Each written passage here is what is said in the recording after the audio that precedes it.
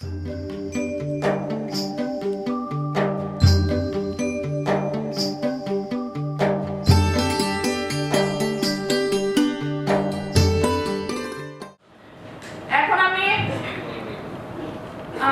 আমি অনুরোধ করব প্রফেসর আফিকুর রহমান স্যারকে।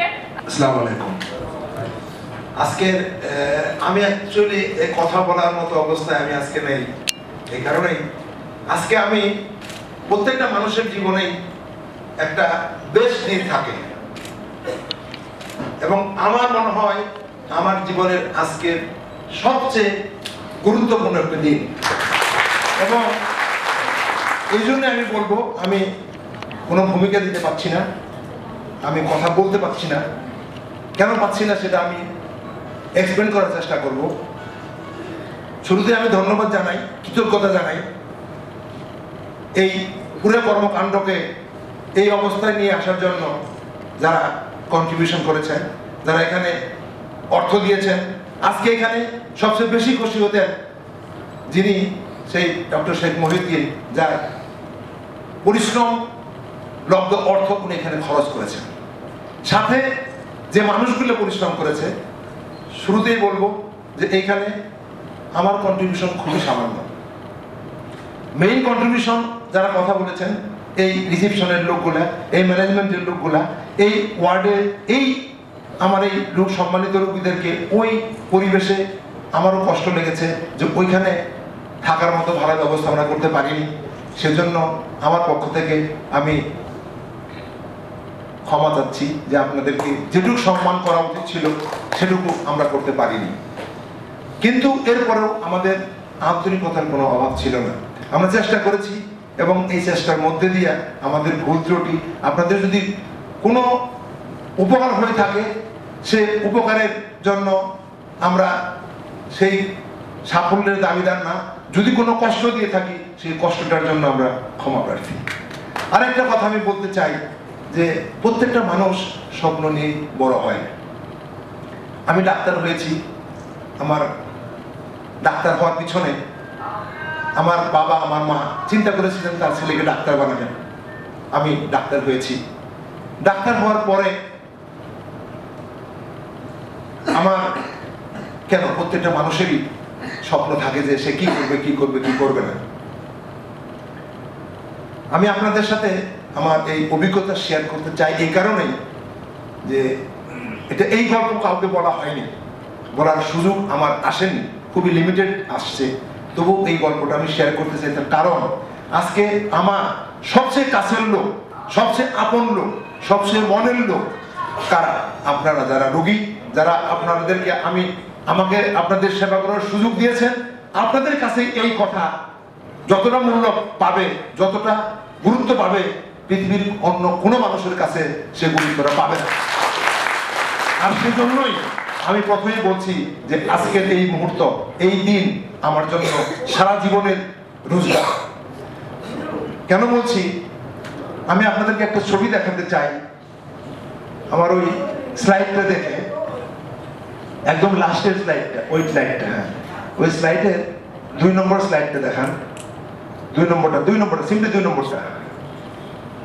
এই একটা ছবি আপনারা দেখবেন, 3 জন মানুষ এখানে আছেন। এই ছবিটা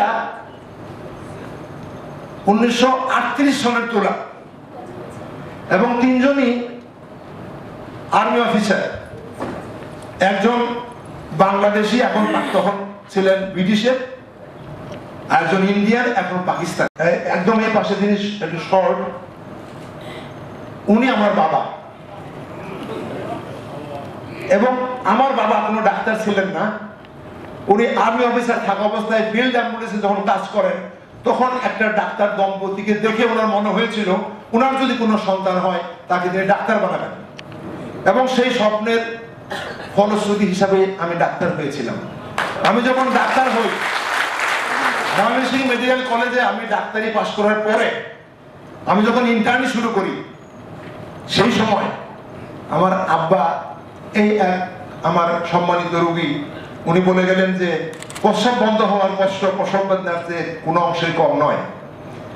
আমার আব্বা, আমার বাড়ি মির্জাপুরে টাঙ্গাইলে, আমার আব্বা সেই প্রসব বন্ধ হয়ে উনি চিৎকার করতে থাকেন, তখন কমিউনিকেশন ভালো ছিল না, তখন আমার আব্বাকে সেই রাস্তা গাড়ি দিয়ে ওনাকে ময়মনসিংহ মেডিকেল কলেজ দেওয়া হয়। আমি তখন ইন্টার্নি, কিন্তু তখন ওই অপারেশনের ভালো ব্যবস্থা বাংলাদেশে ছিল না।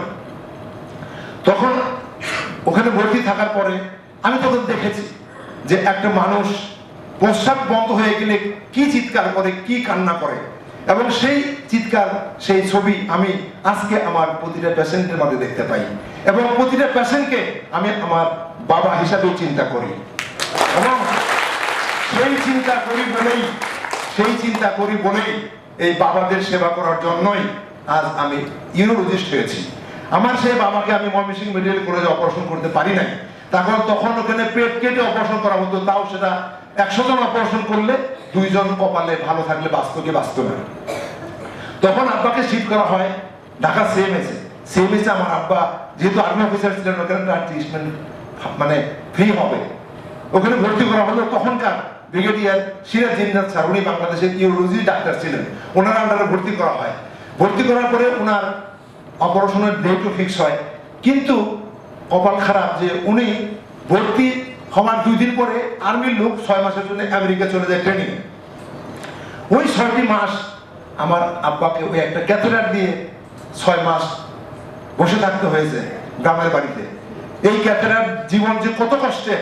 আমি তখন ডাক্তার, আমরা 2 ভাই, আমার বড় ভাই ডাক্তার না, আমার বড় কষ্ট হয়েছে, কিন্তু আমি অপরাধের যে গ্লানি, আমি অপরাধ বোধ করেছি যে আমাকে আমার বাবা ডাক্তার বানানোর পরে আমি আমার বাবার জন্য কি করতে পেরেছি। ওনার দিকে তাকিয়ে থেকে ছাড়া আমি কিছু করতে পারি নাই। আর যার জন্য বলছিলাম যে আমি আজকে কথা বলতে আমি অনেকটাই আপ্লুত। সেই দেখেন, সেই 6 মাস পরে আমার বাবার অপারেশন হয় এবং আল্লাহর রহমতে উনি ভালো হয়ে যান। তখন আমি পোস্ট গ্রাজুয়েশন পড়ার একটা সুযোগ পাই। তখন বাংলাদেশে ইউরোলজি পড়ার কোনো সুযোগ ছিল না। আমি এফসিপিএস পাস করার পরে বিভিন্ন অপারেশন আমি করেছি, কিন্তু ওই পেট কেটে এই প্রস্টেট সার্জারি আমার একটা আলাদা একটা নেক ওর প্রতি চলে আসে, এবং গ্রামে গঞ্জে যেখানে কাজ করেছি আমি এই ওপেন প্রস্টেটেক্টমি কাজটা যত্ন সহকারে করেছি।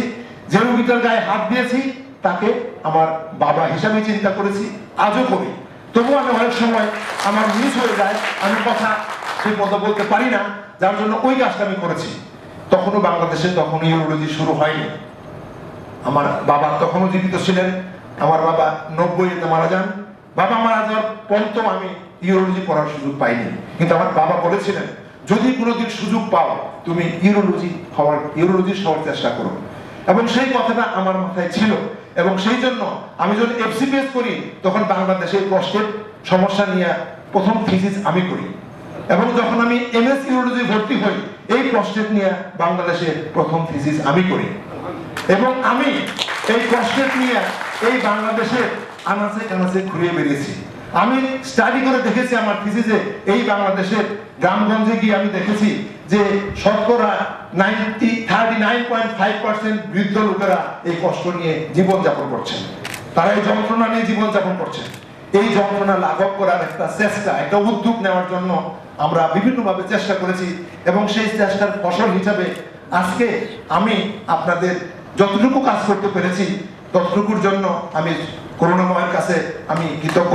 এবং আমি এটাই বলতে চাই যে আজও আমার সেই পুরা কর্মকাণ্ডের মধ্যে একটা টার্গেট ছিল যে আমি দোয়া করেছি, বাবা তুমি দেখো, তুমি যেখানেই থাকো তুমি দেখো, আজকের দিনে তুমি নাই, কিন্তু তোমার মতো অনেক বাবা আমার সামনে আছে, তারা তখন হাসে, তারা তখন কথা বলে, তখন আমি আবেগে আপ্লুত হয়ে যাই। সুতরাং আমি বেশি কথা বলতে চাই না, শুধু এটুকুই বলতে চাই যারা আজকে এই কর্মকাণ্ডের সাথে জড়িত, যারা এই সুযোগটা আমাকে করে দিয়েছেন, আমাদেরকে করে দিয়েছেন, এবং আদিন পরিবারের প্রতিটা সদস্য আমি দেখেছি, কাজ করতে গিয়ে দেখেছি অনেকেই বলতে পেরেছে। মানুষ যখন কথা বলতে আসে তখন তার পুরোটা কথা বলতে পারে না, তারপরে ওইখান থেকে বুঝে নিতে হয় ওর চোখ, ওর মুখ, ওর হাত, ওর পা কি কথা বলে। আমার সেই কাজের যে আয়াটা, বুয়াটা, আমার সেই যে রিসিপশনের মেয়েটা এবং ওয়ার্ডের ছেলেগুলা, ওদের দিকে তাকিয়ে আমি দেখেছি আমার আর কি কন্ট্রিবিউশন। ওই যে থাকার জায়গা নেই, ওই যে প্রস্রাবের গন্ধ, ওই মানুষটার কাছে ওরা যেভাবে মানে গিয়েছে, সেটা আমি ওদের জন্য আমি গর্ববোধ করি যে ওরা কিছুটা হলেও ওনাদের সেবা দেওয়ার চেষ্টা করেছে। সেটা আমি ওদেরকে ধন্যবাদ জানাই, প্রতিটা স্টাফকে ধন্যবাদ জানাই। অতীতে আমার অ্যানেস্থেটিস্ট এখানে এখন নাই, আমি জানি না, উনি বোধহয় কাজে ব্যস্ত। উনি যেভাবে আমাকে একটার পর একটা রুগী দিয়ে সাহায্য করেছে, যেভাবে কন্ট্রিবিউশন করেছে, আজকে হসপিটালের অ্যাডমিনিস্ট্রেশন প্রতিটা লোক এই কাজের পিছনে যে শ্রম দিয়েছে, আমি কৃতজ্ঞতার সাথে তাদেরকে স্মরণ করতে চাই। এবং তারা যে আমাকে সুযোগটা করে দিয়েছে, সেই জন্য আমি আমার এই ঋণ আমি কোনোদিন শোধ করতে পারবো না। আমার এই মুহূর্তটাকে, জীবনের এই একটা best time of my life যে আমাকে উপহার দিয়েছে, এই জন্য আমি তাদেরকে ধন্যবাদ জানাই। আমি আরেক কিছু অভিজ্ঞতা আপনাদের সাথে শেয়ার করতে চাই।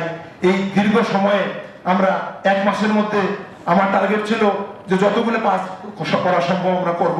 আমরা 75টা রোগীর অপারেশন করেছি। এই অপারেশনের ব্যাপারটা সম্বন্ধে আপনাদের একটু ধারণা থাকা দরকার। এই কষ্টের, সারা পৃথিবীতে প্রচুর লোক এই কষ্টের সমস্যায় ভোগে, কিন্তু অনেক চিকিৎসার মধ্যে এখন পর্যন্ত পৃথিবীতে বেস্ট চিকিৎসা যেটা আমরা আপনাদেরকে দিয়েছি এটাই। আজকে আমেরিকাতে এইটাই চিকিৎসা হয়, ইংল্যান্ডে এই চিকিৎসায় হয়, কানাডা, অস্ট্রেলিয়াতে এই চিকিৎসায় হয়। অনেক চিকিৎসার মধ্যে এর চেয়ে ভালো চিকিৎসা অপারেশন প্রস্টেটের জন্য আর তৈরি হয়নি। এবং আমি দোয়া করবেন, যদি বেঁচে থাকি, প্রস্টেটের জন্য এই বেস্ট চিকিৎসা আরো কিছু যদি হয়, ওইটা অর্জন করার জন্য পৃথিবীর যে কোনো জায়গায় হোক আমি যাব। এবং যদি বেঁচে থাকি, আপনাদের এই সেবাটুকু দেওয়ার জন্য আমি চেষ্টা করব। এবং আরেকটা কথা আমি বলতে চাই যে আজকে দিন তার সামর্থ্য অনুযায়ী যে চেষ্টা তারা করেছে, এই সামর্থ্য যাতে আমরা বাড়াতে পারি। এবং আজকে আমি এখানে দাঁড়িয়ে আপনাদেরকে এই প্রতিশ্রুতি দিতে চাই যে আমি আমার সাধ্য অনুযায়ী প্রতি মাসে 2টা রুগী রাস্তার থেকে যারা কোনো উপায় নাই, তাদের কোনো অবস্থা নাই, তাদেরকে আমি সেবা দিয়ে থাকবো। এই সেবা আমি চালিয়ে যাব। এবং প্রতি বছর আমি দিন প্রতিষ্ঠানের যিনি দায়িত্বে আছেন, যিনি এই কর্ণধার, ওনার সাথে আমি কথা বলেছি। উনিও আমাকে ফোন করেন, ওনার সাথে আমার দীর্ঘ 35 বছরের সম্পর্ক। উনিও জানেন যে এর সাথে আমার ইমোশন জড়িত, এর সাথে আমার আরেকটা ফিলিং জড়িত, যার জন্য উনি স্বীকার করেছেন। উনি বলেছেন, আপনি যদি আপনার শ্রমটা এইভাবে দিতে চান, আমি আপনার সাথে আছি। প্রতি বছর 1 মাস আমরা ইনশাআল্লাহ এই কার্যক্রম চালিয়ে যাব। আপনারা দোয়া করবেন যাতে সেটা আমরা করতে পারি। আমি আমার অভিজ্ঞতা শেয়ার করতে যাচ্ছি আপনাদের, শুধু বেশি কিছু বলতে যাব না। নেক্সট স্লাইডটা একটু যদি দেখান। এটা আমার রোগী যারা আমার সাথে ছিলেন, চালিয়ে যান, শেষ করেন, আমি বেশি সময় নেব না। আমার একটা রোগী, সময় নেব না। এই ভদ্রলোক উনি ভোলার থেকে এসেছেন। আমার আরেকটা অভিজ্ঞতা আমি আপনাদের শেয়ার করতে চাই। এই বাবারা যারা বাইরে থেকে এসেছেন, আমাদের কালচারটা এরকমই, বয়স হয়ে গেলে ছেলেরা তাদের সংসার নিয়ে ব্যস্ত হয়ে যায়, তারা তাদের জীবন নিয়ে ব্যস্ত থাকে। এই বৃদ্ধ মা বাবাকে খুব বেশি দেখার মতো সন্তান খুব বেশি নাই, যার জন্য আমি দেখেছি আমার অভিজ্ঞতায়, বাবা আছেন কিন্তু বাবাকে নিয়ে আসার মতো লোক নাই। ওই পাশের বাড়ির লোকগুলো ওনাকে আমার কাছে নিয়ে এসছে। এবং এই ছবিটা সেই ভোলার বদলো, ওনার একটা ভিডিও আমি আপনাদেরকে দেবো। এবং এই পরবর্তী সময় আমি আরো দেখাতে চাই। নেক্সট স্লাইডে দেখেন, প্রত্যেকটা রোগী আমার, সবার আমি ছবি ধারণ করতে পারি না, প্লিজ সামনে যান একটু। এরা প্রত্যেকে, আমি যখন ওয়ার্ডের রোগী দেখেছি, প্রত্যেকে আমার রোগী দেখেছি। প্লিজ এটা শেষ করেন, হ্যাঁ একটা একটু দিয়ে শেষ করেন। এই স্লাইডটা আমি দেখতে চাই। ওনার একটা ভিডিও আমার কাছে আছে। এই লোক গত 2 বছর ওনার ক্যান্সার প্রস্টেট, এই ক্যাথেটার নিয়ে গত 2 বছর উনি যন্ত্রণায় ভুগতেছেন। এবং আসার পরে এই ক্যাথেটারটা ওনাকে সহজে অপারেশন ভিডিও আমি আপনাদেরকে দেখাবো, সেটা আপনারা পরবর্তী দেখবেন।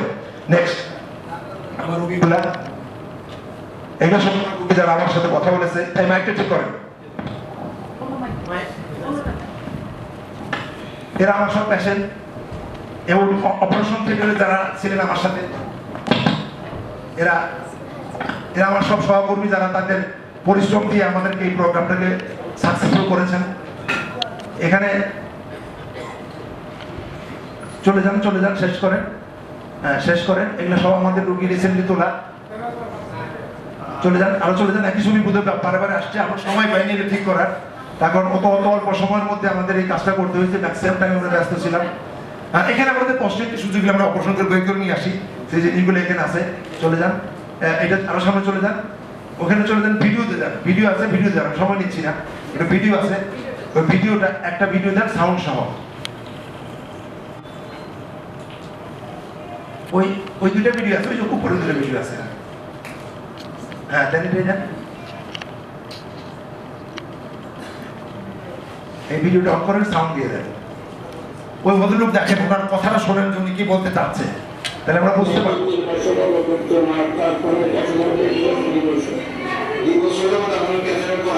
না ওই ভিডিওটা আসে না।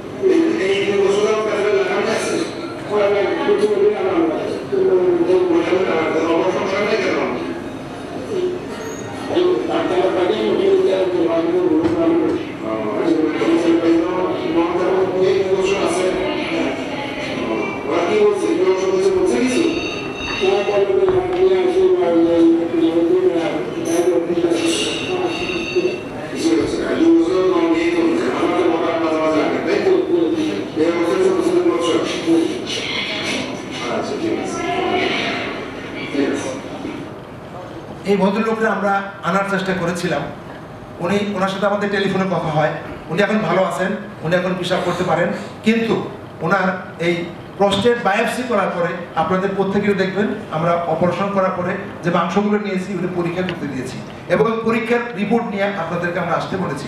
এবং অনেকে দেখা যাবে যে এই প্রস্টেটের এই বায়োপসি রিপোর্টে ক্যান্সার ধরা পড়ে এবং ওই ভদ্রলোকের প্রস্টেটে ক্যান্সার আছে, কিন্তু আমরা ওই প্রস্টেট ক্যান্সারের জন্য চিকিৎসা আমরা ওনাদেরকে দেব। আপনাদের যারা এখানে বায়োপসি করে প্রস্টেটের ক্যান্সার ধরা পড়েছে ওনাদের পরবর্তী অপারেশন আমরা ফ্রি করে দিব এবং এই হাসপাতালে করে দিব, ওই দায়িত্ব আমরা নিয়েছি। এবং আপনারা দেখবেন আপনাদের বায়োপসি রিপোর্ট সংগ্রহ করবেন, সংগ্রহ করে নিয়ে আমার সাথে দেখা করবেন। আমি চেষ্টা করব আপনাদের ওই ক্যান্সার প্রস্টেটের যে চিকিৎসা 8 দিনের পক্ষে সম্ভব অপারেশন রিলেটেড সেটা আমরা করে দিব। এখন আপনাদেরকে রিকোয়েস্ট করছি যে আপনারা ওই বায়োপসি রিপোর্ট নিয়ে আসবেন। এবং আরেকটা জিনিস আমি আপনাদের সাথে শেয়ার করতে চাই, সেটা হচ্ছে যে আপনারা কখনো মনে করবেন না যে আপনারা ফ্রি ক্যাম্পের রোগী, আপনারা আমাদের রোগী, এইটাই বড় কথা। আপনি ফ্রি না পয়সা দিয়ে ওইটা আমি দেখবো না, এবং আপনি আমার কাছে ওই পয়সা দেওয়ার রোগীর চেয়ে বেশি মূল্যবান রোগী। তখন পয়সা আপনি দিতে পারেন না বলে ওইটাই আপনার সার্টিফিকেট, ওইটাই আপনার ক্রেডিট, এবং আপনার কাজটা করে আমি যত আনন্দ পাবো ওই যে লোক পয়সা দিয়ে করবে তার চেয়ে কোনো অংশেই কম পাবো না। সুতরাং আমি এই নিশ্চিত করতে চাই আপনাদেরকে, কোনো সময় মনে করবেন না যে আমি ফ্রি রোগী, আমাকে উনি দেখবে। আমার দিক থেকে আপনাকে বলে দিচ্ছি, আমার আচরণ বা আমার কথায় যদি কোনো কষ্ট পেয়ে থাকেন সেটা আপনি যে ফ্রি ক্যাম্পের রোগী এই জন্য না। আমার নানা ব্যস্ততার মাঝে অত অল্প সময়ের মধ্যে অনেক কাজ করতে গিয়ে হয়তো আপনাদের এক্সপেকটেশন অনুযায়ী, আপনাদের চাহিদা অনুযায়ী সময় আমি দিতে পারিনি।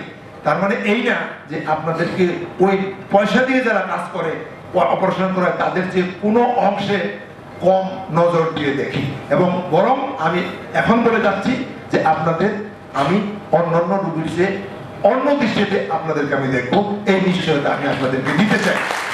পাশাপাশি আমি আরেকটা কথা বলতে চাই যে আপনারা যে যেখানে আছেন, যে অবস্থায় আছেন, আপনারা আমাদের জন্য দোয়া করবেন, আত্মিক প্রতিষ্ঠানের জন্য দোয়া করবেন। যারা এই কর্মকাণ্ডের সাথে নিঃস্বার্থভাবে জড়িত, যারা এই কর্মকাণ্ডের সাথে রাত দিন পরিশ্রম করে আপনাদেরকে এই সামান্য উপকার করার চেষ্টা করেছে, তাদের জন্য দোয়া করবেন। এবং আমি আবেগে আপ্লুত হয়ে গিয়েছি, কালকে অপারেশন হয়েছে, ওনারা এখানে এসছেন ওনাদের বক্তব্য শেয়ার করতে, এটা আমি কল্পনা করতে পারি না। কত কষ্ট সহ্য করে হলেও ওনারা এখানে এসেছেন, এবং আমাদের এই সামান্য কিছুই তো আমরা করিনি, আমাদের নর্মাল কাজই তো আমরা করেছি, কিন্তু এটুকুই ওনাদেরকে এতভাবে আবেগ আপ্লুত করেছে, এই যন্ত্রণা, এই ব্যথা নিয়ে ওনারা এখানে আসছেন। আমি ওনাদেরকে শ্রদ্ধা করে স্মরণ করি। ওনাদের এই কন্ট্রিবিউশন, ওনাদের এই কষ্ট আমরা সারা জীবন মনে রাখবো। আমাদেরকে দোয়া করবেন যাতে আমরা আপনাদের মতো যারা এই রকম কষ্টে আছেন, এই লেবার পেইনের মতো পেইনকে যদি রিলিভ করতে পারি, আমরা কৃতজ্ঞ থাকবো। আপনাদের সবাইকে ধন্যবাদ, সবাইকে আবারও সালাম জানাই, শ্রদ্ধা জানাই, এবং patient is the most important person. এই হাসপাতালের সবচেয়ে ভিআইপি হলো এই পেশেন্ট। এই ভিআইপি কিন্তু এক্সিকিউটিভ ডাইরেক্টর না, এই প্রফেসররা, এই ডাক্তাররা, কেউ না। আপনাকে ঘিরেই সব কর্মকাণ্ড, আপনি না থাকলে আমার কোনো দাম নাই। সুতরাং patient is the VVIP of the hospital. আপনাকে ঘিরে রেখেই হাসপাতাল চলে। এই হাসপাতালের কোনো মূল্য নাই যদি রোগী না থাকে। সুতরাং আপনারাই হলেন প্রাণ। এই প্রাণ হিসাবে আপনাদেরকে কিছু একটা যদি আমরা করতে পারি, সেই তৌফিক আল্লাহ আমাদেরকে দেন। সেই দোয়া কামনা করে, সেই আশীর্বাদ কামনা করে আপনাদের সবাইকে কষ্ট করে এখানে আসার জন্য আমি নিজেই ইচ্ছা করে এই কাজটা করার চেষ্টা করেছি। এই কারণে এই আমার জীবনে মানুষ কতদিন বাঁচবে জানি না, কিন্তু আমার জীবনের একটা বেস্ট টাইম আমি সংগ্রহ রাখতে চাই। কোনো ব্যাংক ব্যালেন্স আমাকে কষ্ট আনন্দ দেবে না যতদিন আনন্দ আজকের এই মুহূর্ত আমাদেরকে দিয়েছে, যে আপনাদের হাসি মুখ আমরা দেখতে পেয়েছি, এটাই জীবনের সবচেয়ে বড় পাওনা। আর আমি আরেকটা কথা বলতে চাই, আপনারা এই পরবর্তী সময় আপনাদের সমস্যা নিয়ে আমাদের কাছে আসবেন, এবং যারা এনলিস্টেড তাদেরকে আমরা